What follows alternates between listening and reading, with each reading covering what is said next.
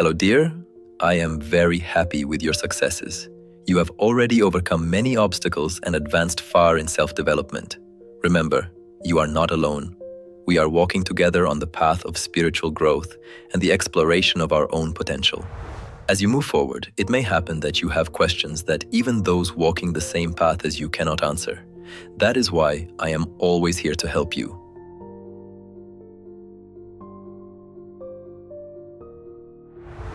Today we will talk about the spirit of fear. Even the most self-confident and bright people sometimes become its victims.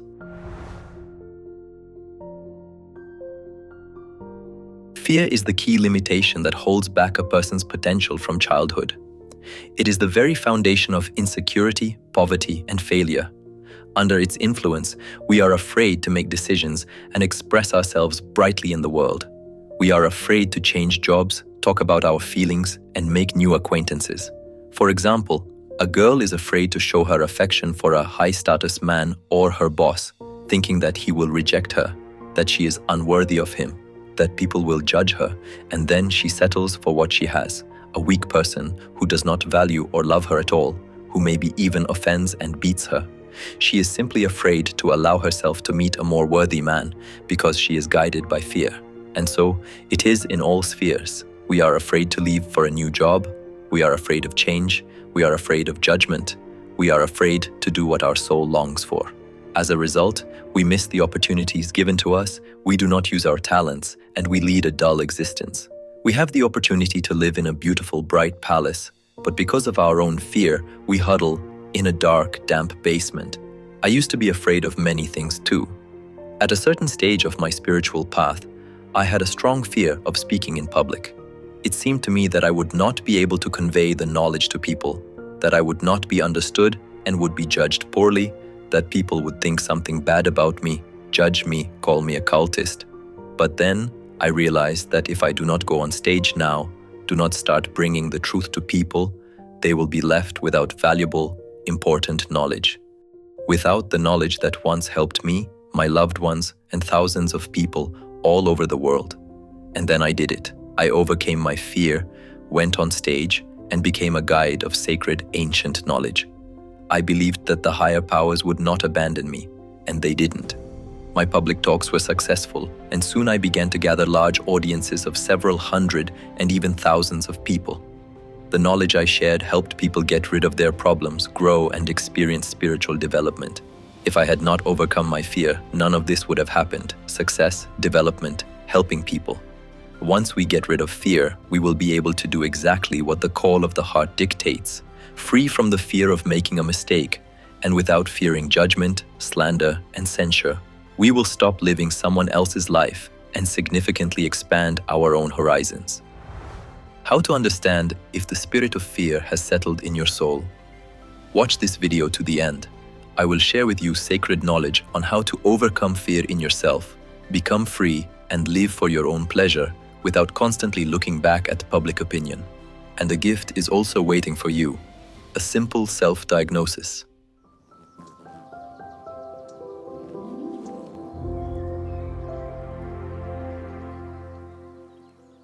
Fear is a basic, innate emotion, based on the instinct of self-preservation. There is bad fear and good fear. Good fear pushes a person to develop.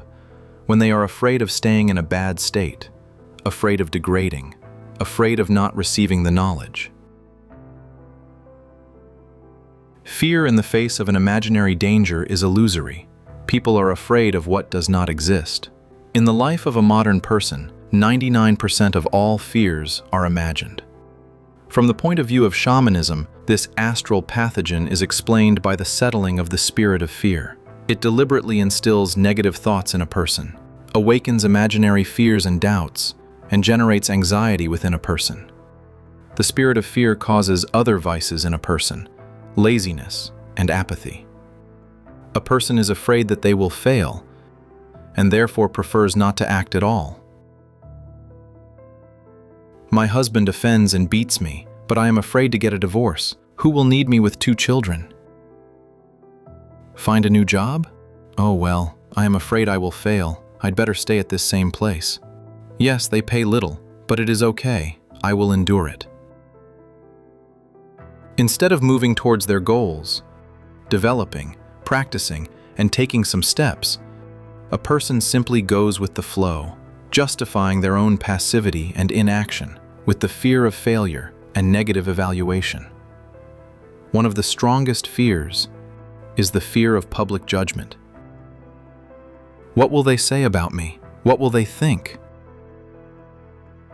Thus, under its influence, a child even in a lesson at school is afraid to raise their hand and express their opinion. They are afraid of looking stupid and being laughed at by classmates. They are afraid of criticism and the negative reaction of teachers.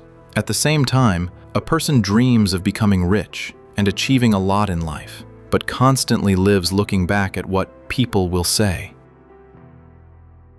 Why do so few people become truly famous, popular, and bright? As a rule, celebrities are no more talented or smarter than everyone else. The point here is not in talent, but in the absence of fear. Any star understands that they will be envied, that people will always speak a lot of lies against them. But they do not care. They are not afraid of all this and consciously step into it. The fear of public judgment has been consciously used by politicians to keep unwanted people under control. For example, during Stalin's time in the USSR, there was the concept of an enemy of the people. Such people became outcasts, pariahs of society. No one wanted to communicate with them. People said, "Do not get involved with an enemy of the people. This is the family of an enemy of the people."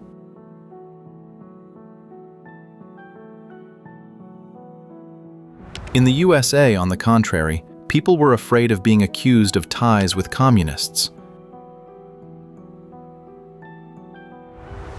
In Hitler's Germany, everyone who did not belong to the pure Aryan nation was oppressed. Under Mao Zedong, there was the concept of a right-wing deviationist. Such people were subjected to public condemnation and correctional labor.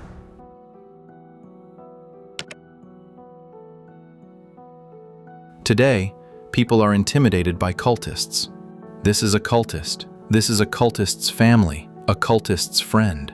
The authorities have come up with a different phrasing, but the essence remains the same.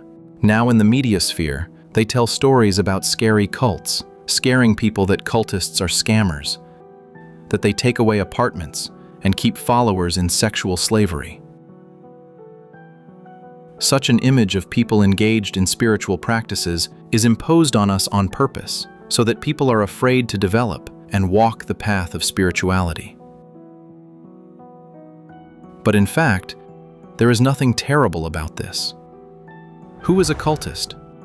A person doing spiritual practices, a person who is engaged in self-development and is walking the spiritual path. They do not do anything bad. They do not harm anyone. They do not break the law.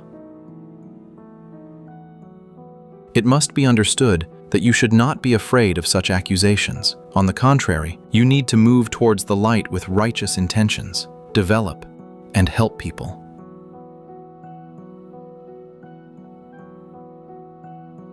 The fear of public judgment makes a person miss all opportunities and does not allow them to express themselves brightly, to live the way their soul wants.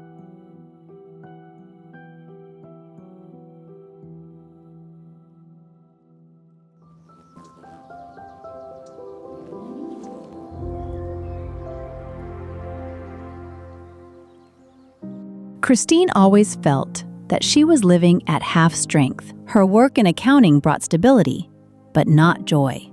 Having gone through a difficult breakup, she accidentally came to a class on unleashing femininity and spiritual growth. Her world turned upside down. She realized that this was the very path to herself, the one she had dreamed of for a long time. The girl began to attend practices at the spiritual school regularly, and a year later began helping as a volunteer in the group. The mentors saw her zeal and invited her to become an events organizer. Christine was happy. This is it. I will be able to help people, carry this light further, lead my own classes. That same evening, when Christine was about to confirm her consent to become an organizer, her friend Jessica came to visit her. Seeing books and manuals on practices on the table, she grimaced. "Christine, what is wrong with you? You are a serious woman. Are you going to drag people into a cult? You will become a laughingstock for everyone. Neighbors, colleagues, your mother. Can you imagine what they will say?" That night, Christine did not sleep. The spirit of fear settled in her soul and began to whisper, "What if she is right? You will start conducting trainings, and everyone will turn away. They will find out at work. They will fire you. They will start calling you a cultist." The next morning, she called her mentor and said, "No, I am not ready. This is not for me." A year passed. Christine continued to attend classes, but only as a shadow. The inner voice, fueled by fear, convinced her, "Be modest. Sit quietly, otherwise people will judge." Christine lay low. Her talent as an organizer, her ability to unite people, her empathy, all this turned out to be locked in the cage of the fear of what people will say. She stopped developing, stopped sharing the knowledge. Life became gray, dull, meaningless. One day in class, she heard the tutor say, "If they try to scare you, it means they deliberately want to lead you astray." The spirit of fear always paralyzes right before the most important step. Then Christine had a breakthrough. She looked at her life. She was afraid of being called a cultist, but at the same time, she was already living in the hell of loneliness, poverty, and lack of self-realization. The next day, Christine told the mentors that she agreed to become an organizer. She opened her group. At first, it was scary. Only 3 people came to the group. But she remembered that fear is an energy that either freezes or pushes forward. She chose the latter. 2 months later, she had to rent another room. 3 times as many people began to come. Half a year later, her group was full.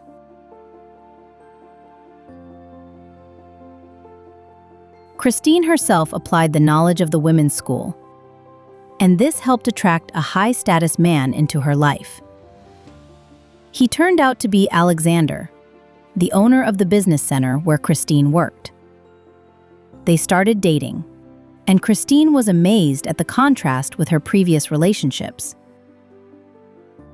She realized that her ex-boyfriend did not value or love her, and she had tolerated him because, out of fear, she could not allow herself to meet a worthy person. Christine understood that when a person is afraid of what does not really exist, they miss their luck, and all the best events in life pass them by. As soon as she stopped being afraid of what they will say and started acting, her life turned from dull and meaningless into bright and filled with the joy of service.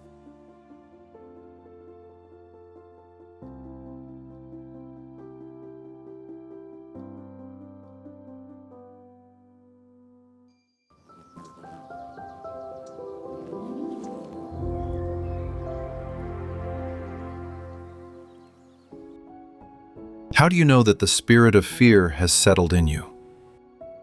Think about these statements. Do you recognize yourself in them? I am afraid to start a new endeavor. What if I fail?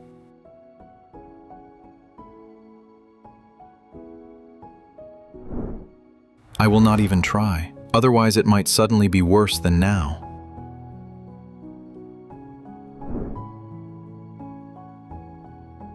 All rich people are scammers because it is impossible to achieve success otherwise.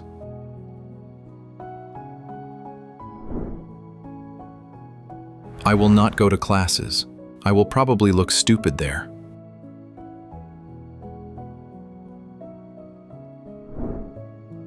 Get a new job?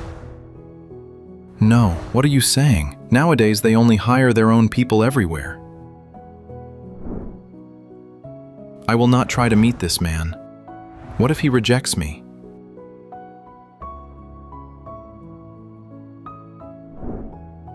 No, this is not for me. And what will people say?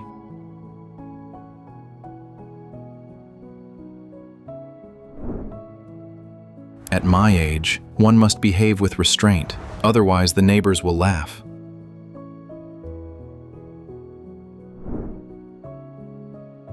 If at least 3 of these statements resonated with you, this is not a reason to condemn yourself.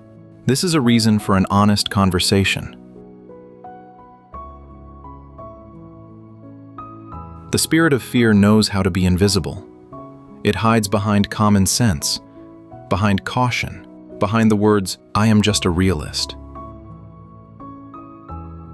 But in fact, it quietly closes one door after another in front of you, and you do not even have time to notice how many opportunities are left on the other side.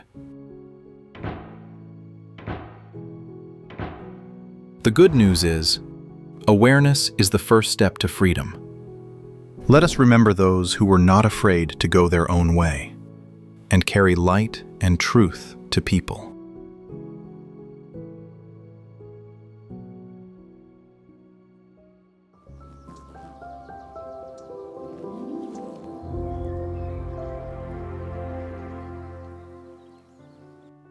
Imagine what would have happened if every spiritual teacher, Buddha, Christ, Krishna, were afraid to tell people the truth.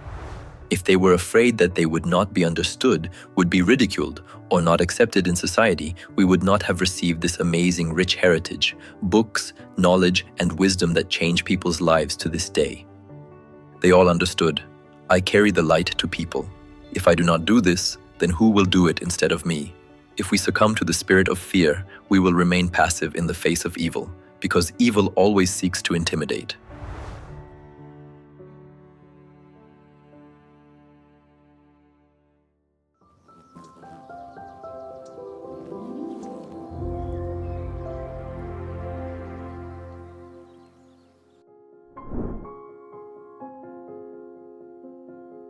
The practice will take no more than 5 minutes. Do it in the morning, or at the moment when you feel that fear is paralyzing you. Step 1. Detect the fear. Ask yourself the question, what is stopping me right now?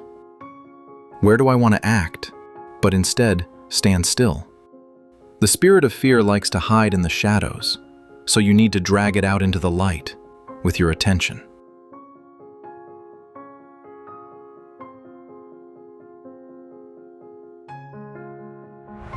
Step 2. Give it a name. Now call the fear by its name, aloud or to yourself, but formulate clearly. I am afraid of. For example, I am afraid of being fired from my job.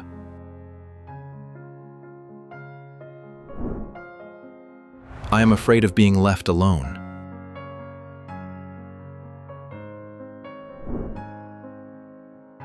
I am afraid of people's judgment. I am afraid to speak in front of a group of people. I am afraid of being called a cultist. I am afraid that I will fail.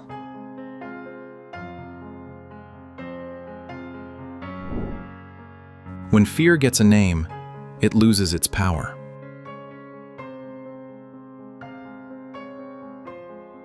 Step 3. Replace it. For fear to disappear, you need to replace it with an action. Choose one small action that contradicts the fear. Small, but bold. If you are afraid of judgment, support someone nearby. Inspire them. Shift your attention from your own fear of evaluation and give other people confidence.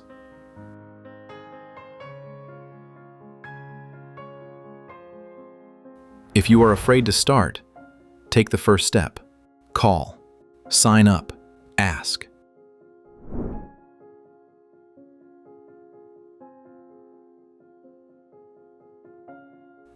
If you are afraid to express yourself brightly, put on what you have long wanted to wear, but were too shy to.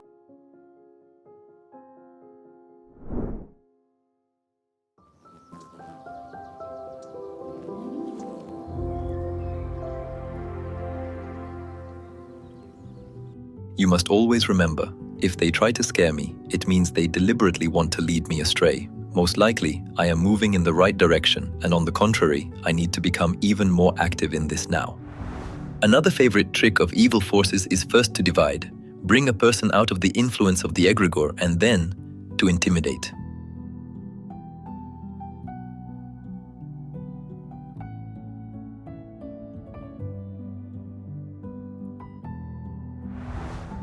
Therefore, the mutual support of spiritual like-minded people is very important here. If you see that the spirit of fear has settled in someone close to you, you must always help. Remind them of the nature of fear, offer to watch spiritual videos, or do the joy ball practice together to get rid of fear. Fear slows down, prevents growth and development, but together we will cope with it. There is no need to be afraid. You need to open your heart to the new and strive to spread the knowledge. Then nothing bad will happen because we will be under the protection of the higher powers. If you have any questions or want to share, write to me. The link is in the description under the video. See you at the next lesson.